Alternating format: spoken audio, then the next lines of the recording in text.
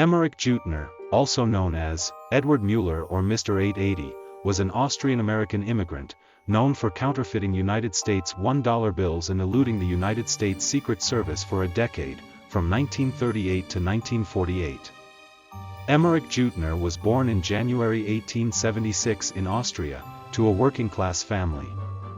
At the age of 14, he boarded a ship in Austria and set off through choppy seas, for the promise of a better life.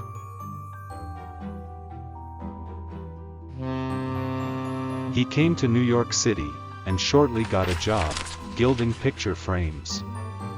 Jutner eventually adapted to life as a family man. By 1918, he had 2 children, a happy marriage, and a job as a maintenance worker at an apartment building on the Upper West Side. He lived a simple, quiet life for several decades. But when Jutner's wife died suddenly in 1937, he was left alone. Too old to work in maintenance, and in financial trouble. His children had long ago moved out and begun their own lives, whereas the United States was in the grip of a recession that witnessed a 30% drop in industrial production and sky-high unemployment rates. He was out of work and had nowhere to turn. He began collecting junk. But it was clear that this wasn't going to work. He needed to find a way to generate money quickly or he'd be out on the streets with the knick-knack. Jutner assessed his skills. He'd learned elementary understanding of metal engraving in his youth. He'd experimented with photography throughout his time as an aspiring camera inventor. What was he to make of it? As it turned out, this was essentially a resume for a career in counterfeiting. At the time, reproducing the look and feel of U.S. money was thought to be a costly and complex task destined for criminal gangs with significant funds. It was a complex procedure involving artistic skill and specialized gear, and evading police was almost impossible. Jutner, on the other hand, was undeterred. One morning in November of 1938, he photographed a $1 bill, transferred the images to a pair of zinc plates, using, among other things, an acid bath, and then meticulously filled in small details of the bill by hand. He started making counterfeit $1 notes in the kitchen of his brownstone apartment.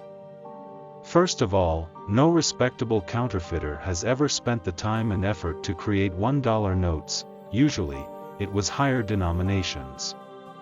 Second, counterfeiters typically took tremendous satisfaction in their work. They were masters of their profession and competed to create money that was so expertly crafted that it might pass for the real thing.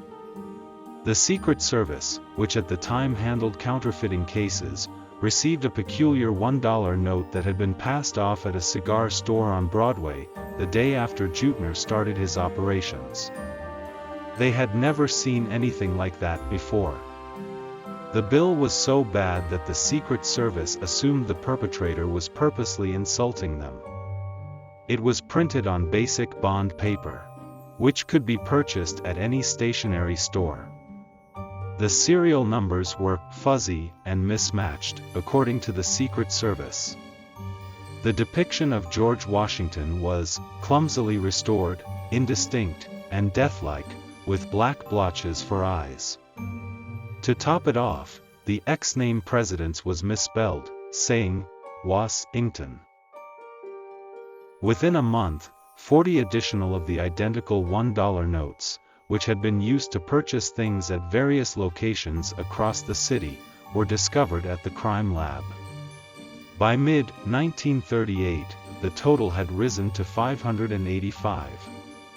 The mysterious guy was given the nickname Mr. 880 by the Secret Service case number.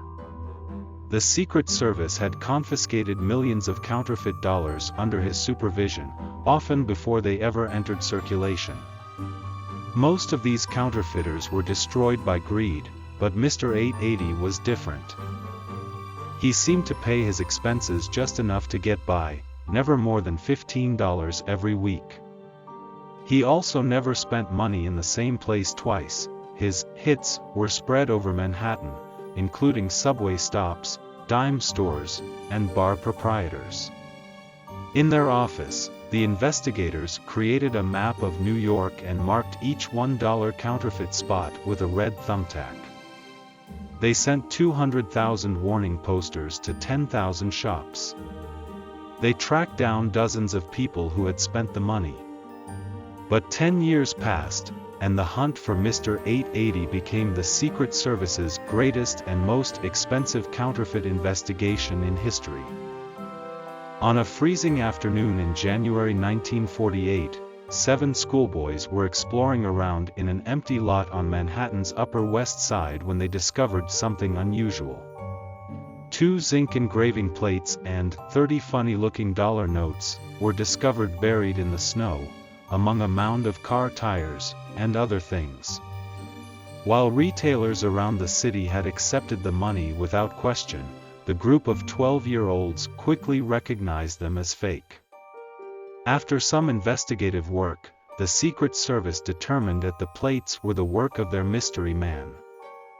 They quickly tracked down the lot where the boys found the plates and discovered that a few weeks earlier, there had been a fire in a neighboring apartment. The firefighters had entered to find the place packed to the gills with junk and had thrown them out the window into the alley to make room. They had their guy. Mr. 880 was about to get a name. Agents stormed the brownstone apartment, hoping to catch a criminal mastermind. Instead, they were welcomed by a smiling 73-year-old man with sparkling blue eyes. A gleaming bald dome, a strip of white hair over his ears, a thin white mustache, and very few teeth. It was Emmerich Jutner, the old junk collector. Jutner seems unconcerned and endearingly distant. He'd hesitate and provide a toothless grin when addressing questions. He admits to his crimes casually.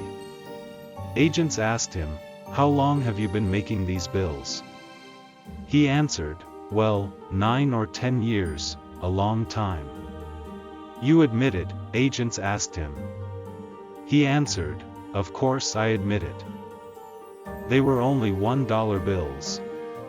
I never gave more than one of them to any one person, so nobody ever lost more than $1. All this time, their man wasn't trying to hide at all." Agents searched the flat and discovered a printing press, ink, negatives, and a drawer full of $1 notes. Shortly thereafter, Jutner was arrested and escorted downtown. Jutner's case was heard by John W. Clancy on September 3, 1948, in the U.S. District Court in New York City. 3 charges were brought against him, each carrying a potential 10-year sentence: possession of counterfeit plates, circulation of counterfeit currency, and production of such currency. Jutner was handed a drastically reduced jail term of 1 year and 1 day, with the option of release after 4 months, due to the man's age and likability. At this time he was 73. Additionally, he was forced to pay a $1 fee as a precaution. A New Yorker reporter named St. Clair McKelway wrote a 3-part piece about Jutner's story soon after the trial. This drew international attention to the case, which resulted in the Oscar-winning film Mr. 880 in 1950. Jutner ended up making more money from the film than he had in his 10 years as a counterfeiter. He returned to normalcy and spent the rest of his life in the Long Island suburbs, where he died in 1955, at the age of 79.